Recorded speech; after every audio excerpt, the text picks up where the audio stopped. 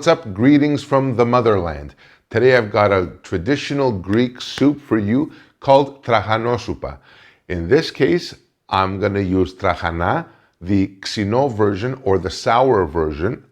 I'm going to use some veggies and a little bit of beef sirloin for extra flavor. Now, super easy. It gets done in one pot, and in less than half an hour, you have a hearty stick to your ribs soup. So, first things first, get my element going. You're going to need a medium-sized pot to do this. And here I have a beautiful piece of sirloin, about a pound from my butcher. Now, this thing here, I can just cut it here, is not that expensive. It's like a pound cost me about 2 and change euros. So I'm just going to cut this up into pieces, nice and easy, nothing complicated, and we're going to start browning them off. Now, for those of you that don't know what Trahana is a blend. It's actually considered a pasta, but it's actually a type of grain and either yogurt or fermented milk mixed together. All right, so my beef has been cut up into small bite-sized pieces. I'm gonna add about a quarter cup of my Greek extra virgin olive oil in here, and I'm gonna get my beef starting to brown. And there's that beautiful sizzle. Awesome. So that's going to go in there. And let me just get rid of this. And Bobby's our uncle. All right. Now, this is going to need a few minutes to start browning off and doing its thing. Now, as our beef is browning, I'm just going to season with a little salt and a little bit of pepper. Again, always to taste.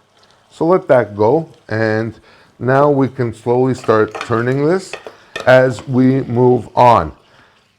This is such an easy recipe because it happens in one pot, and B, that it's just very, very simply flavored. Next thing I'm going to add in now, along with everything else, is some onion. And for this, I'm going to use 1 onion. In this case, locally, it's red onion season. White onion will work, green onion, not a big deal. These recipes are actually very, very flexible in terms of ingredients or the types of ingredients. Now, I'm gonna chop my onion. If you don't feel comfortable chopping, you can slice as well, no biggie. Whatever, this is all about what's easiest for you. Ultimately, it's going to taste the same. So let me get rid of the skin here. Perfect. And I'm just going to real quick just chop. And you know what? For these recipes, it could be a coarse chop. You don't even need like a really fine chop at all. And just like that, do your thing. Boom. My onion is done. I'm going to put it in my beef. Now, browning beef, onion. Yeah, that's what I'm talking about here. Perfect. It's doing its thing. The onion will start releasing its flavors, and we're off to the races. Now, here again, I'm going to use 1 clove of garlic. Look at these tiny little cloves. Jeez. So, I'm just going to cut the butt end off and the stem end. Get that out of the way. I'm also going to give this a quick smash. That way it's easier for the skin to come off and you're left with a pulp. Now, let me just move this out of the way. Boom, boom, boom. And here we go. Perfect. And again, the same deal. It doesn't matter how fine you chop it or slice it or whatever. Just above all else, it's safety first. That's what's the most important here. All right, so just leave that there. I'm going to take my garlic now and throw it in my pot. And we're building our flavor story. Now just give our garlic and onions and beef about 3 or 4 minutes and we're ready to continue on and take it to the next level. All right, so the next order of business. I'm gonna take a tablespoon of tomato paste. It's gonna give us that depth of flavor that's awesome in soups. So you're gonna do like a very generous heaping tablespoon of tomato paste. And along with that, I'm gonna take a cup of frozen veggies. And in this case, I'm using peas, corn, and carrots. And I'm gonna throw in about a cup or so in there. Nothing wrong with frozen veggies. You know what? Right next to fresh, they're the next best thing. It's fantastic. So another quick stir here with this as the tomato paste now will heat up. We're gonna have also, it's starting to melt, if you will, down and adding a certain savoriness to this. As we go along now, time for the star of our show, which is Trahana. And I love Trahana, whether it be sweet or it be sour. It's actually really, really delicious. And it's relatively easy to find. Now, here's the thing. In the event that you can't find Trahana, you can use any kind of really small pasta. It won't be exactly the same, but it'll give you a pretty good idea of this dish.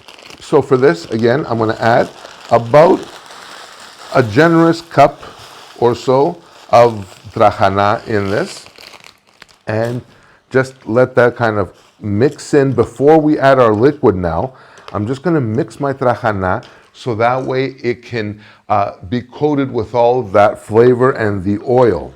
Oh my gosh, this smells so good. This smells really, really good. Next and lastly, all I'm gonna do is add about 4 cups of water to this, or approximately a liter. Perfect, just like that. That's pretty much it. Now, let me tell you now what's gonna happen. This is gonna come up to a boil, and once it comes to a boil, I'm gonna reduce the heat a little bit and simmer this for about 20 to 25 minutes until my Trahana is cooked through. Everything else is pretty much ready to go. Our beef is browned enough that with a little bit of boiling, it's gonna be bang on. All right, so it's been about 25 minutes. My soup is absolutely done. It's actually thickened up to like a stew. It's like a thick consistency because of the Trahana. And it smells absolutely fantastic in here.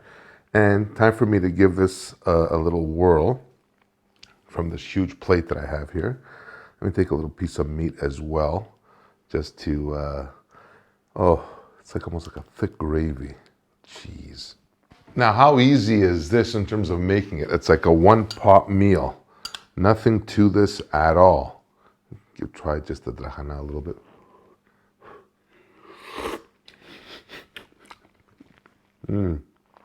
That's so good.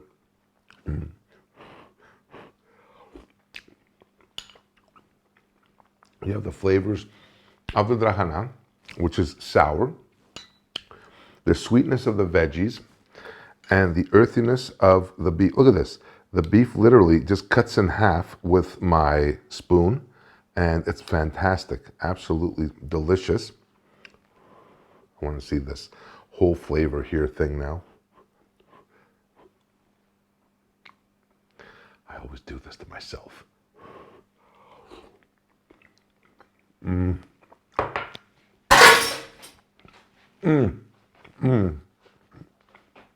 That is so good. Here's the thing now with this.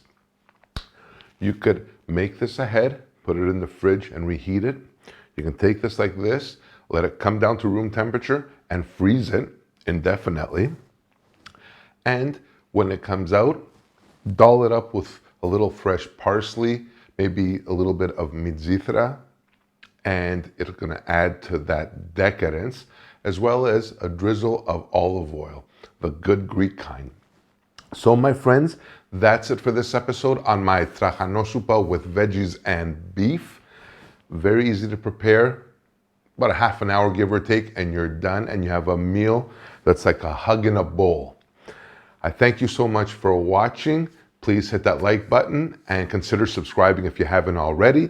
Check me out online as well at kensgreektable.com for this recipe and so many others. And until next time, much love from the motherland, and I will see you on the next one. Bye for now.